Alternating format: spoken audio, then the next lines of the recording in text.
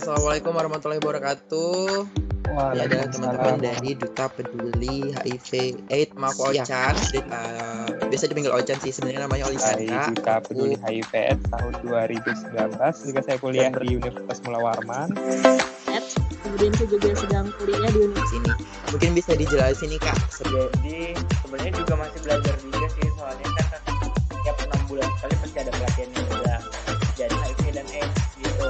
Sekali dijelasin nggak dari 2017 dan 2018 gitu antara tahun itu, karena kalau misalnya dilihat kan sama banyak yang peduli apa enggak gitu, banyak banget peduli. memang mungkin dari jadi mungkin kalau tahun ini dalam setahun kita juga bertahun aja, tergantung dari programnya. Kembali ke PKBI-nya ya Kak, mau. Oke, Assalamualaikum warahmatullahi wabarakatuh. Waalaikumsalam warahmatullahi wabarakatuh. Selamat sore teman-teman semua gitu. Selamat datang Putra, Kak Taufik, ada juga Diana. Hari ini kita mau ngobrol-ngobrol soal virus yang lagi hype gitu sekarang, soal virus bareng sama Diana, Putra sama Kak Taufik, yang background-nya adalah teman-teman dari Duta Peduli HIV AIDS ya, dari pesutannya PKBI Provinsi Kalimantan Timur. Mungkin pertama aku mau ngenalin diri dulu secara singkat, karena nanti kita gantian berempat. Kenalin, nama aku Ochan. Biasa dipanggil Ochan sih, sebenarnya namanya Olisandra. Aku seorang mahasiswa di Universitas Mula Warman. Saat ini sedang berdomisili di Samarinda gitu. Selanjutnya silakan, siapa yang mau kenalan duluan? Silakan. Putra. Ada Kak Taufik. Ya, perkenalkan, nama saya Taufik Malik.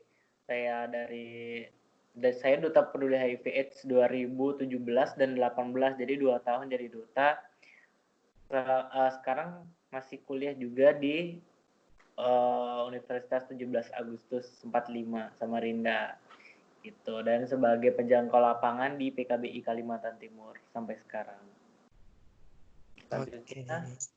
Ya, perkenalkan, saya Putra Pratama Hidayat sebagai Duta Peduli HIV AIDS tahun 2019 dan bertugas di tahun 2020 dengan keadaan sekarang. Sekarang, iya, jadi prokernya semuanya terhambat. Ya, sekarang juga saya kuliah di Universitas Mula Warman dan ditugaskan juga sebagai penjangkau lapangan di PKBI Kaltim. Okay. Saya Diana Yanti, mungkin bisa dipanggil Diana aja. Saya juga salah satu member ya dari Duta Peduli HIV/AIDS. Kemudian saya juga sedang kuliah di Universitas Mula Warman. Oke, jadi di sini ada Putra, Kak Taufik, sama ada Diana gitu. Oke, mungkin untuk pertama kali kita berempat ini kan sama-sama dari platform yang sama ya, Duta Peduli HIV/AIDS gitu kan, besutannya PKBI juga. Maybe aku pertama mau nanya dong ke Kak Taufik gitu, karena yang udah menjabat selama 2 tahun gitu kan, pasti udah lebih banyak nih pengalamannya dan juga yang udah ditahu soal Duta Peduli HIV/AIDS ini. Mungkin bisa dijelasin nih Kak, sebenarnya Duta Peduli HIV/AIDS ini apa, kenapa, bagaimana gitu, dan sebenarnya tujuannya apa gitu. Bisa dikasih tahu nih Kak? Jadi sebenarnya juga masih belajar juga sih, soalnya kan tentang HIV dan AIDS kan dia kan banyak yang perlu dipelajari. Jadi kita tuh masih belajar juga. Mungkin saya dan teman-teman yang di PKBI itu juga masih belajar. Tiap 6 bulan sekali pasti ada pelatihannya juga. Jadi tujuannya ada pemilihan Duta Peduli HIV/AIDS dari tahun 2017. Pertamanya kan dari 2017 tuh. 2017 itu untuk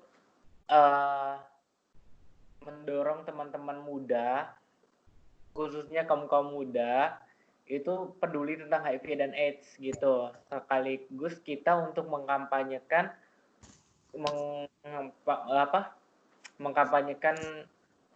HIV dan AIDS gitu, biar orang-orang tuh lebih peduli gitu.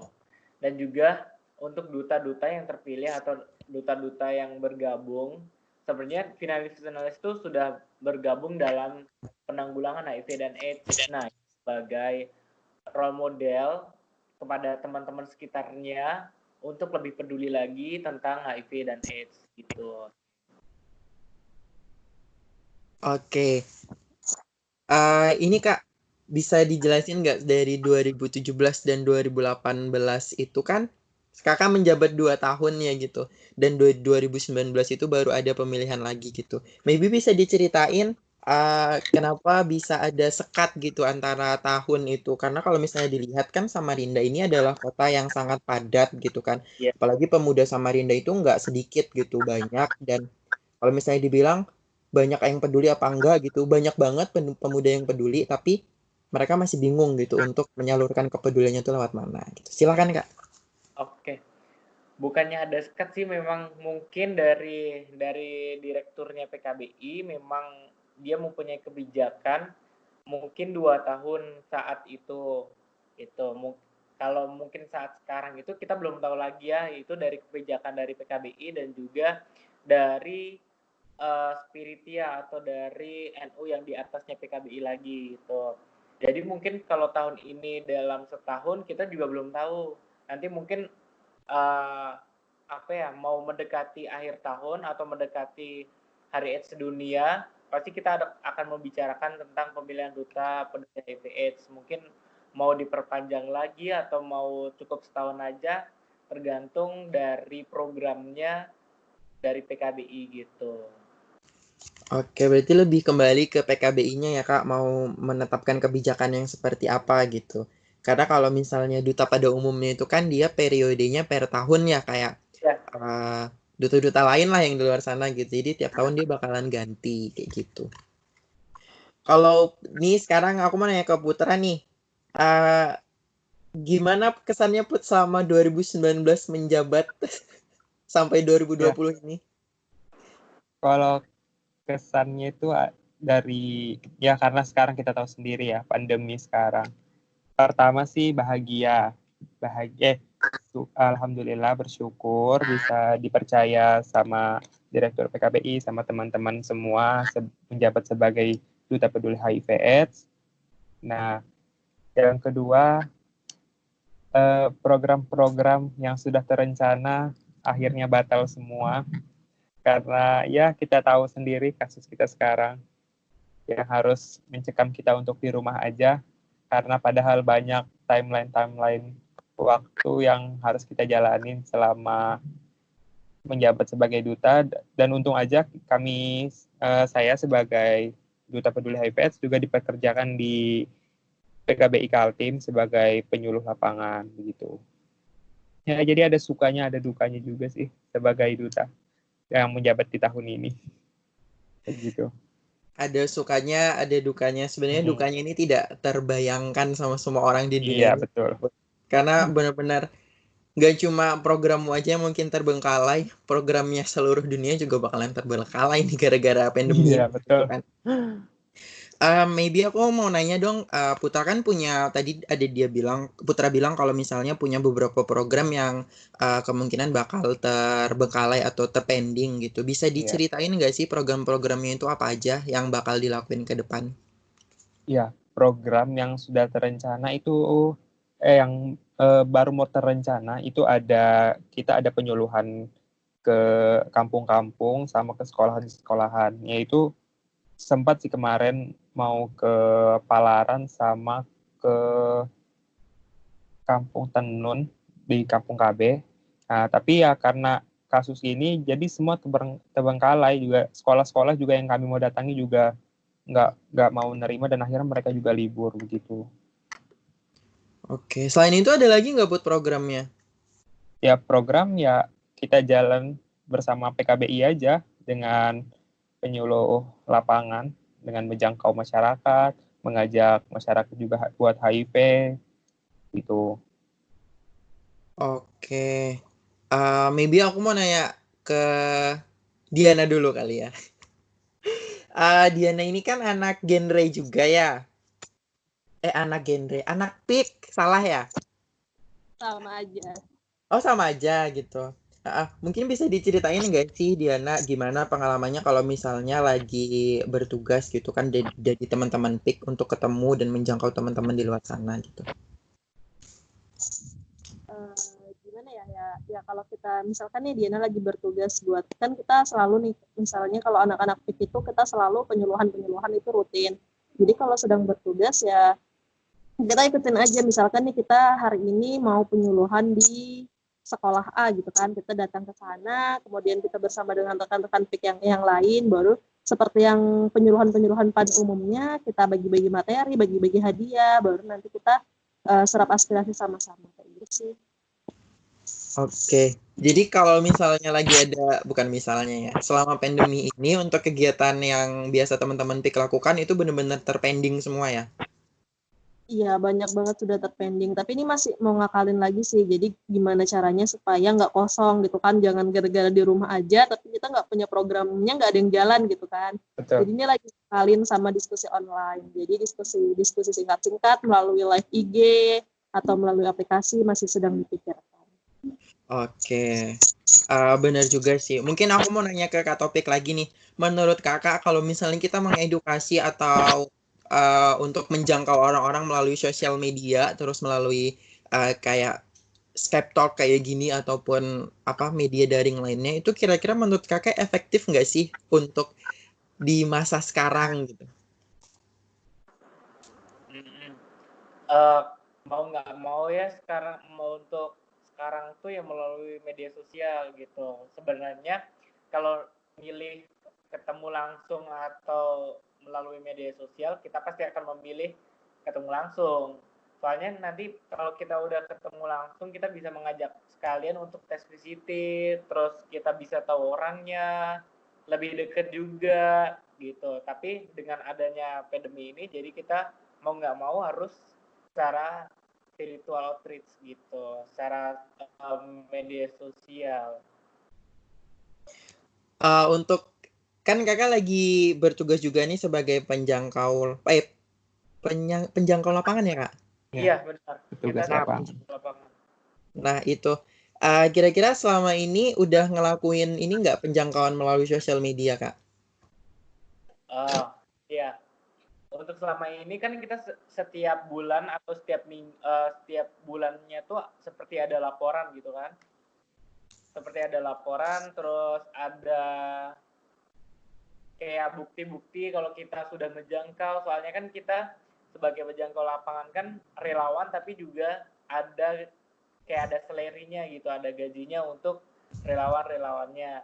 Jadi kita harus ada kayak bukti dan juga laporannya juga. Untuk setiap bulannya itu kita juga ada targetnya juga untuk menjangkau orang melalui sosial media. Jadi setiap minggu kita harus mengumpulkan laporan itu gitu. Pasti ada juga sih. Dan juga harus ada merujuk orang ke layanan atau untuk tes VCT-nya juga. Oke, Kak, ini kan lagi masa pandemi nih, kita juga lagi apa namanya physical distancing ya, nggak cuma social distancing gitu. Untuk beberapa kasus di luar sana ada kebijakan pemerintah yang kayak misalnya menutup sekolahan dan lain-lain kayak gitu, menerapkan isolasi diri di rumah sakit juga harus dibatasi untuk pergerakan dan lain-lain gitu. Kira-kira kalau misalnya VCT ini di masa pandemi seperti ini, itu kan semakin kita tahu status kita lebih cepat kan bakal lebih baik ya untuk teman-teman kita yang dijangkau itu. Nah, kira-kira memungkinkan atau membahayakan nggak sih Kak untuk mereka melakukan VCT secara langsung dalam kondisi yang seperti ini? Mengingat kan namanya puskesmas ataupun rumah sakit yang mereka kunjungi untuk VCT nantinya, itu tidak menutup kemungkinan akan ada virus corona di situ gitu. Kira-kira menurut Kakak selama pandemi ini bagusnya masih tetap dilakukan VCT atau tes visitnya dihentikan sampai pandemi ini selesai gitu? Oke. Untuk di Samarinda beberapa puskesmas memang untuk tes VCT itu memang di stop, maksudnya di nanti dulu. Tapi ada beberapa puskesmas yang masih menerima untuk dengan ada persyaratan atau ketentuannya, seperti klien itu bukan dari luar daerah Samarinda, misalnya dari luar kota kayak gitu. Nah, dia boleh tes VCT dan juga ada ketentuannya dia harus selalu memakai masker, terus di puskesmas itu disediain hand sanitizer-nya juga, terus ada physical distancing-nya, nanti tempat mengantrinya juga. Jadi sudah ada peraturan tertentu untuk tes VCT gitu, dan juga kita lebih diutamakan mungkin yang ada keluhannya seperti IMS, infeksi menular seksual, seperti gonore atau lainnya kan itu ada gejalanya tuh. Kalau HIV kan belum ada gejalanya. Tapi kalau sudah sampai AIDS atau ada IMS itu sudah ada gejalanya. Jadi kita utamakan yang sudah ada gejalanya seperti itu. Jadi untuk cepat-cepat dites dan cepat-cepat diobati. Oke, jadi untuk beberapa puskesmas masih bisa dan melayani untuk cek tes VCT ini tadi, tapi dengan protokol COVID-19 gitu ya, Kak? Ya, betul. Oke, terus aku mau nanya ke Putra nih. Jadi Putra kan udah menjabat gitu kan sekarang, dan udah beberapa kali pernah juga ke lapangan kan ya sebagai penjangkau lapangan. Bisa diceritain nggak sih Put, pertama kalinya Putra terjun itu rasanya gimana gitu? Iya, kalau pertama kali itu turun ke lapangan, bahkan kemarin tuh sempat dibawa ke rutan Sempaja. Itu pertama kali habis menjabat dan langsung dibawa ke rutan Sempaja, itu rasanya ya pertama gugup sih ya, yang karena memang kita nggak pernah yang namanya ngomong di depan orang banyak, apalagi sampai ya yang orang-orang memang beresiko kita ngomong di depan orang. Itu betul-betul kita yang pertama sih harus bisa meyakinkan bahwa apa yang kita sampaikan itu betul-betul bisa masuk kepada dia. Itu aja sih sebetulnya. Rasa gugup tuh pasti ada, tapi yang penting kita percaya diri dan yakin bahwa yang kita sampaikan itu bermanfaat untuk dia gitu. Putra ketemu banyak orang gitu nggak sih di sana? Bertemu banyak banget karena semua isi dari orang-orang rutan itu dikumpulkan, karena memang pas ada acara kemarin tuh dikumpulkan, dan kayak kita juga langsung penyuluhan di situ, dan kita langsung ngomong, kita menyampaikan apa yang kita bisa sampaikan tentang HIV, tentang penularan, tentang ya semua tentang HIV kita sampaikan. Ya mereka terima dengan kita yakin bahwa kita bisa menyampaikan itu gitu. Berarti mereka cukup excited lah ya untuk tahu Excited dan banget. juga aware soal HIV ini tadi. Ya. Dan juga mereka excited bahwa ya saya berdua pasangan dengan Bulan, dan mereka itu yang namanya cowok ngeliat cewek baru masuk, ya semua excited ngeliat Bulan sih kayaknya. Jadi ada suplemen lah ya, seenggaknya ada pemandangan baru. Pagi-pagi ada pemandangan manis gitu kan, kayak apalah orang-orang rutan. Kayaknya Itu seru sih banget. pengalaman luar biasa sih kemarin, untuk pengalaman awal sebelum ya kasus kita, program kami nggak berjalan, yang itu pengalaman pertama banget gitu. Oke, jadi cerita pengalaman pertamanya Putra cukup ekstrim ya, karena langsung terjun ke rutan gitu kan. Dan di rutan kan namanya orang yang kita lihat di rutan itu kan cukup bengis ya. Ya betul. Maybe groginya bakal bisa nambah tuh karena ngelihat mereka. Grogi banget. Mungkin kalau bisa buang air kecil di situ dah tuh. Iya, tapi jangan lupa pakai pampers ya. Nah, iya. Oke, aku mau nanya ke Diana dong. Kan Diana ini udah sering ya ketemu sama teman-teman remaja gitu. Kira-kira aku mau nanya pendapat Diana aja sih. Sebenarnya kan kalau misalnya teman-teman kita kayak anak-anak remaja pada umumnya, mereka pasti udah paham lah untuk topik bahasan mengenai seksualitas dan juga yang lain-lain tuh mereka pasti udah paham tanpa harus diajarin kan. Diana pernah ini nggak sih, maksudnya dapat pengalaman dari mereka gitu yang tiba-tiba mereka tuh kayak pingin tahu gitu soal sex education gitu, karena jarang banget nih bukan anak-anak sih, mungkin aku pribadi dan juga teman-teman aku yang masih remaja, kita tuh pasti nggak usah diajarin, pasti udah tahu sendiri lah soal seksualitas dan lain-lain gitu. Tapi kalau soal sex education, aku rasa nggak semua remaja itu tahu gitu. Pernah nggak sih Diana nemuin anak yang kayak gini gitu? yang mau tahu soal sex education gitu.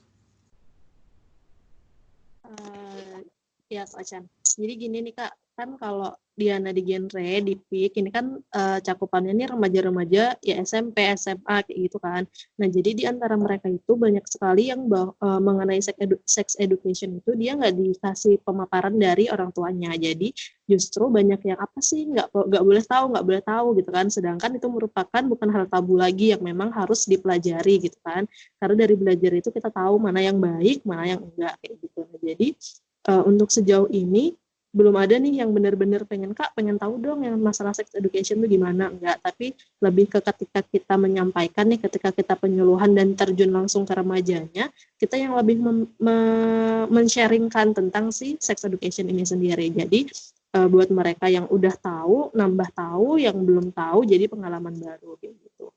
Kalau untuk yang tiba-tiba tanya gitu kan, itu nggak ada sih sejauh ini. Tapi kalau yang cerita tentang masalahnya dia dengan seks dan sex education itu banyak kayak gitu cerita-cerita. Lebih ke pribadi sih, mungkin kan masih pada malu kan ya kalau harus nanya di depan umum gitu kan. Jadi kalau habis penyuluhan ada aja itu nanti yang ngechat kan bakal dikasihin ditinggalin nomor ponsel gitu kan, nanti ada yang ngehubungin untuk pertanyaan lebih lanjutnya kayak gitu. Bisa diceritain nggak sih Diana, kira-kira pertanyaan-pertanyaan mereka itu ada yang menurut Diana paling berkesan nggak sih gitu? Jadi mereka itu nganggapnya itu tabu, hal tabu. Jadi setiap kita kasih tahu tentang, kita ceritain tentang sex education, mereka kayak gitu, apa sih kayak gitu. Jadi lebih ke malu-malu gitu. Kalau untuk anak-anak SMP-nya kayak gitu. Kalau untuk anak-anak SMA, dia banyak banget pertanyaan. Kadang pertanyaannya itu sepele-sepele sih, maksudnya kayak kenapa sih itu nggak boleh, kenapa sih ini boleh, kayak gitu. Nganggapnya mereka tabu banget. Jadi mereka nganggapnya, kok kayak gitu, kok kakaknya cerita kayak gini, nah kayak gitu. Makanya kenapa kita lebih ke selalu bawain sex education itu ke mereka, karena mereka nggak dapet itu. Iya sih benar. Karena emang kalau di sekolah itu kan nggak ada ya Kak soal apa sex education gitu. Jadi kayak maybe untuk seksualitas kayak di biologi itu ada gitu. Tapi untuk sex education secara khusus sampai sekarang belum ada kan ya? Aku udah lulus SMA lama banget soalnya. Iya. Jadi aku rasa itu cukup penting sih untuk diketahui sama teman-teman kita yang masih pelajar gitu kan. Jadi sedikit cerita juga. Aku tuh orangnya lebih ke ingin membagikan sesuatu yang belum banyak diketahui orang lain gitu. Kayak misalnya VCT tadi tuh yang dibilang sama Kak Topik gitu kan. Banyak banget orang yang mereka itu sudah melakukan kegiatan yang beresiko, tapi mereka tidak tahu dan tidak paham mengenai yang namanya VCT gitu. Iya nggak sih Kak Topik? Iya, benar-benar. Nah, dari situ kayak aku tuh ingin menanamkan gitu loh ke teman-teman SMA, dan waktu itu aku sempat datengin sekolah yang dulu aku lulus dari situ kan, dan aku ketemu sama teman-teman kelas 12 yang udah mau lulus. Aku bilang sama mereka untuk ayo dong kita aware soal sex education gitu. Aku nggak ngajarin kalian hal yang negatif, tapi aku mau ngasih tahu ke kalian kalau kalian udah ngelakuin ataupun kalian pernah melakukan dan akan melakukan atau apapun lah yang mau kalian lakukan, seenggaknya kalian tahu untuk yang namanya HIV itu apa, dampaknya gimana, terus gimana caranya untuk mengamankan kalian dari yang namanya HIV kayak gitu. Jadi fokusan aku tuh untuk ngasih tahu orang kalau kalian udah pernah melakukan hubungan beresiko, ya kalian harus VCT gitu. Kalau kalian positif, ya kalian harus melakukan treatment gitu. Kalau kalian negatif, ya selamat kayak gitu. Nah, aku mau nanya ke Kak Topik dong, kan Kak Topik udah hampir 3 tahun ini ya Kak, berarti jadi penjangkau lapangan ya. Nah, boleh di lapangannya tuh baru 2 tahun sih. 2 tahunan ya? 2 tahunan. Itu udah lama banget sih Kak. Mau denger cerita gitu Kak. Pernah ada nggak sih yang Kakak jangkau itu dari usia berapa sampai usia berapa gitu? Terus Kakak pernah nggak sih nemuin orang yang kakak jangkau itu bener-bener dia anak-anak yang masih polos kayak gitu, maksudnya tuh masih masih punya masa depan yang panjang gitu, tapi pada saat kakak jangkau ternyata dia udah beresiko kayak gitu. Ini ceritanya tuh baru tadi malam kayaknya. Oh, masih anget berarti ya? Masih hangat banget. Dia itu ceritanya kan dia datang sama ayahnya berdua. Kan tadinya kan diedukasi melalui ini kan, melalui media sosial. Habis itu saya rujuk, maksudnya saya ajak untuk tes gitu kan. Tapi dia nggak mau, tapi dia mau ada bapaknya itu kayak gejala-gejala kayak gitu kan. Dia cerita kayak gitu. Udah. Setelah itu tadi malam dia datang berdua. Umurnya itu masih 19 tahun kalau nggak salah. Kalau nggak salah 19 tahun atau 18 tahun gitu. Pokoknya dia masih sekolah, kelas 3 SMA sekarang. Dan dia pingin ngajak bapaknya untuk tes. Nah, tadinya itu bapaknya aja yang disuruh tes tuh. Tapi sama orang puskesmasnya itu yang ngecek itu sama anaknya itu suruh tes juga sekalian gitu. Dan apa ya? Dan ternyata anaknya itu sudah melakukan hubungan beresiko sejak umur SMP. Tuh, itu baru tadi malam sih. Dan anaknya itu juga curhat juga, cerita juga tentang dianya seperti apa, dianya gimana gitu. Jadi ya gitu. Tapi kalau untuk umur yang paling kecil itu umur 16 tahun. Umur 16 tahun itu sudah positif atau reaktif HIV/AIDS. Gitu. Tapi si anak itu reaktif, Kak. Yang mana tuh? Yang tadi malam itu? Iya. Dia reaktif dong. Tapi yang paling tahun lalu umur 16 tahun pernah juga. Oke, ternyata HIV ini benar-benar menyerang ini ya teman-teman yang masih remaja gitu maksudnya. Jadi gini, orang-orang yang masih remaja itu dia taunya enaknya aja, dia nggak tahu dampaknya. Jadi makanya kita itu ada seperti sosialisasi ke anak-anak muda bahwa seperti itu tuh bahaya loh, jangan sampai kalian tuh seperti ini, apalagi goda ganti kayak gitu kan. Apalagi belum menikah terus seperti ini, nggak pakai pengaman, nggak terus goda ganti. Nah, itu kan tugasnya kita untuk memberitahu mereka. Soalnya mereka tuh belum tahu, mungkin mereka tahu tapi cuma sekedar tahu gitu. Nggak respect, terus nggak mempraktekkan, terus mereka tuh kayak acuh, kayak kayak gimana ya, seperti kayak gitu tuh nggak penting kayak gitu. Nah, tugasnya kita tuh untuk memberi pengetahuan kepada mereka. Sebenarnya anak-anak muda di sini tuh rawan juga sih, maksudnya bukan rawan gimana sih, maksudnya dia tuh sudah tahu HIV dan AIDS itu bahaya, tapi dia melakukan sesuatu yang beresiko kayak gitu. Jadi sebenarnya mereka itu udah tahu resikonya, tapi mereka tetap ngelakuin itu ya, Kak? Iya, betul. Tapi kalau misalnya boleh aku kasih sedikit pendapatku nih ya, Kak. Menurut aku sebenarnya teman-teman remaja itu, mereka itu bukannya nggak mau mempraktekkan atau nggak mau melakukan menerapkan keamanan dalam berhubungan kayak gitu-gitu. Menurut aku pribadi nih, menurutku mereka itu lebih ke arah malu, Kak. Jadi kayak misalnya nih, waktu itu ada sih temanku, dia itu mau beli test pack aja itu malunya setengah mati gitu. Jadi hampir sebulanan dia niat untuk beli test pack, tapi dia nggak pernah beli juga sampai akhirnya dia tahu dari kondisi fisiknya sendiri gitu loh. Jadi benar-benar lebih ke mereka itu tidak punya keberanian untuk melakukan sesuatu yang aman gitu. Kayak misalnya untuk membeli kondom itu kan hal yang cukup tabu nggak sih, Kak? Misalnya kayak aku yang masih 17 atau 18 tahun terus aku beli kondom buat apa kayak gitu kan.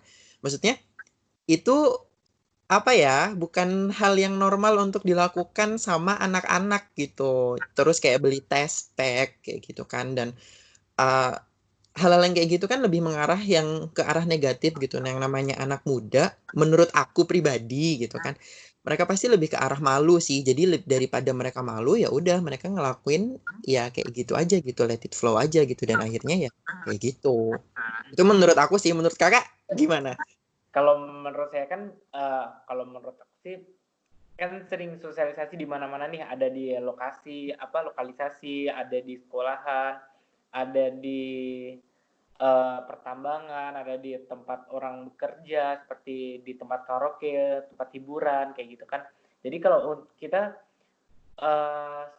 dari tempat ke tempat itu pembahasannya berbeda. Misalnya kalau di tempat sekolah atau anak-anak di bawah umur nih belum menikah, kita tuh lebih mendorong ke berpuasa seksual. Jadi tanpa melakukan hubungan seksual sebelum menikah gitu. Lebih mendorongnya seperti itu. Jadi jangan melakukan hubungan seksual sebelum menikah. Itu untuk anak-anak atau untuk orang-orang yang anak-anak yang masih sekolah, terus yang di bawah umur juga gitu. Tapi pembicaraan kita beda lagi kalau kita sedang berada di lokalisasi. Kalau berada di lokalisasi itu kita mendorong untuk lebih ke amannya gitu. Nggak mungkin kan kita mau ngomong sama orang-orang di sana nggak boleh berhubungan seks. Itu kan nggak mungkin juga kan. Jadi Karena kita emang tempatnya di situ ya, Kak. ya, jadi kalau di tempat lokalisasi itu kita mendorong untuk lebih amannya, seperti memakai pengaman, terus seperti cek kesehatannya atau cek VCT-nya, cek viral load-nya, cek CD4-nya, seperti apa kayak gitu. Jadi dari setiap tempat itu punya masing-masing ya, Kak. Maksudnya punya porsinya masing-masing untuk disampaikan gitu. Aku mau nanya ke Putra nih sekarang. Putra pernah nggak sih untuk nemuin orang dengan HIV AIDS gitu? Kenal gitu kan? Atau pernah ngobrol gitu? Iya, ya kalau ya pengalaman sih eh, dari masuk di teman-teman di tim PKBI itu sudah berjalan selama dari Januari sampai awal Mei, ini berarti sudah 4 bulan. Pengalaman itu luar biasa banget. Itu sudah betul-betul kita ketemu dengan ya umur tuh range dari 15 sampai di atas 40-an mungkin ada pengalaman. Sampai klien-klien pun ya tergantung sih dari kliennya, dia mau terbuka dengan kita, ya kita juga bisa terbuka dengan dia. Kita mengedukasi dia juga, kita memberikan perlindungan juga buat mereka gitu. Nah, agar pencegahan-pencegahan ini bisa ya nggak banyak jadinya gitu. Dan juga ya sama kayak dibilang sama Kak Topik tadi, ketika kita di lokalisasi ya kita nggak bisa tuh ngomong ya nggak boleh nih kalian melakukan hubungan seksual, nggak boleh nih kalian gonta-ganti pasangan, itu nggak bisa kalau kita ngomong di situ. Kita bisanya ngomong ya itu kan ada pencegahan, ada ABCDE. Nah, kita bisanya ngomong C, D, sama E. Kalau A dan B ini kita bisa ngomong di kayak sekolahan atau kita ketemu orang di jalan dengan yang memang belum mengerti tentang HIV, itu kita bicara dengan A dan B, yaitu abstain dan be fearful setiap ada pasangan yang tidak melakukan hubungan seksual. Ketika kita di lokalisasi ya kita ngomongnya ya pencegahan menggunakan kondom, tidak menggunakan narkoba, dan kita memberikan edukasi itu begitu. Pengalaman-pengalaman memang luar biasa sih, ketemu klien-klien yang berbagai macam bentuk dan rupanya. Bentuk dan Ya rupa. tergantung dari mereka mau terbuka dengan kita, ya kita care juga dengan mereka, kita edukasi mereka juga, kita bantu mereka gitu loh. Kalau misalnya mereka tes, ya kita tes betulnya kalau mereka tuh positif apa enggak atau reaktif apa non reaktif, ya dari mereka mau terbuka dengan kita kan, itu kita sebetulnya kita nggak perlu tahu dia itu reaktif apa enggak, itu dari layanan dan si klien gitu yang memberikan ya layanan dan klien. Kita tuh sebetulnya nggak boleh tahu terkecuali memang si klien mau terbuka dengan kita, baru kita bisa mengedukasi dia, kita ya kita mengingatkan dia dengan minum obat selalu, karena ya kita tahu sendiri HIV ini ya harus dengan minum ARV setiap hari gitu sih dari saya. Jadi emang kalau misalnya kita udah ada virus itu di dalam tubuh, kita harus treatment setiap hari Iya dan betul. itu seumur hidup kan ya. Iya. Betul. Dan nggak boleh. Iya kan.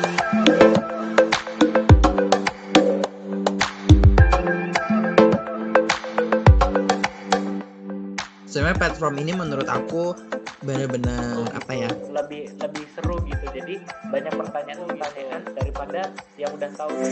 Ya mungkin nanti aku bakal silahkan kalau misalnya Putra merasa ini juga nggak punya modal banyak, langsung private message aja, nanti kalau misalnya bisa pasti Ocon bakal bantu. Kalau misalnya Duta Peduli HIV itu Salam Trizero sih.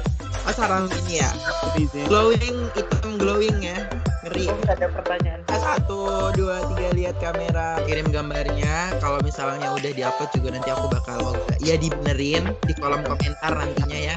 Berkolaborasi, tetap jaga komunikasi. So dari teman-teman kalau ada yang masih mau diobrolin silahkan, nggak apa-apa. Ini sesi aku akhirin dulu recordnya.